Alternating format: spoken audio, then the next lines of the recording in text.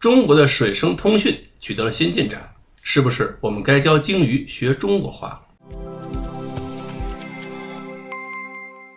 各位网友大家好，我是小飞。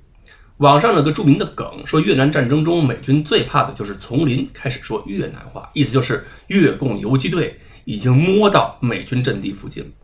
这个梗呢，如果改一下，以后也可以说美国潜艇是不是听见鲸鱼开始说中国话了？为什么这么说？因为南华早报最近报道一件事儿，说中国一个科研团队在水声通信领域已经是差不多全球领先水平了。他们在南海的某次实验中，实现了105公里距离上接收到了200米水深处发射的声音信号。据称呢，是潜艇发出的声信号由水下无人机接收。那么水下无人机可以接收的话，理论上也可以被飞机或者是无人机扔一个接收端到水里边，然后呢，这个接收端接收水声信号之后，再把声信号转成电信号，再通过无线电转发给飞机或者无人机。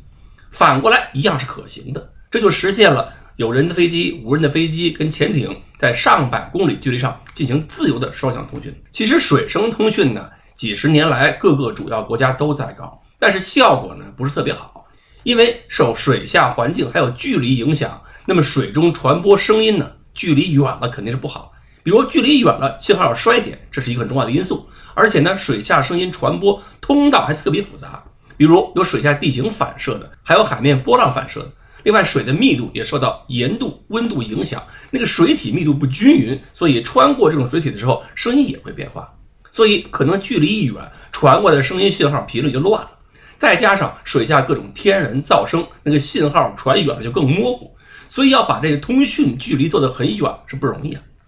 那么90年代呢，美国人是做到了10公里距离上可以清晰通讯，现在美国也能做到100公里以上。那么有的实验号称能做到600公里、700公里，但是那个速率就不是很高。这次国内的实验呢，做到了105公里距离上每秒传输200比特。这里有一个标准对比方法，就是最大传输距离乘以速率，成绩越大水平越好。那么注意，2006年的时候，中国曾经把这个成绩做到了132K， 当然那个设备可能是比水下无人机要好，所以那个时候中科院水声研究所的论文就敢直接说，国外公开发布的实验结果里就没见过比咱们这个更好的。那么说完它的性能，再说用途。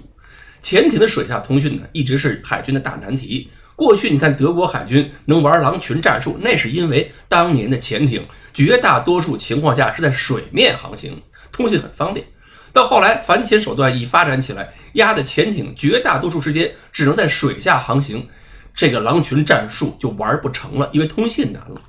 潜艇要么是在指定时间内，在关键的窗口期把通讯天线伸出水面，才能接收岸上的或者是舰艇或者飞机发的指令。如果不在规定时间之内，那恐怕收的全是乱码。或者呢，就是躲在水下接受长波通讯，长波通讯那个速率是慢得不得了的。而且潜艇还不敢轻易主动发信号，一发信号很容易被监听到，就暴露了。另外，除了潜艇，其他一些水下设备也可以利用水声通讯，组成一个数据链，或者设置监听网络，可以随时分享水下目标的位置信息，这就比以前容易多了。当然还有很多非军事用途，比如科考的时候，水下的那个潜航器、深潜器也需要高速水声通讯，向水面传播，传出水下的图像。